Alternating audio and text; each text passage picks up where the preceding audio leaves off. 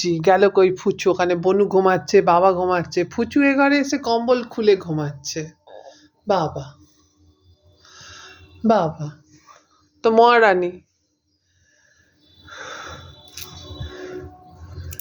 বাবা দেখতে পেলে না কানটা ছিঁড়ে দেবে। মানে কম্বলটার ভাঁজ খুলে কম্বলের ওপর শুয়ে ঘুমাচ্ছে।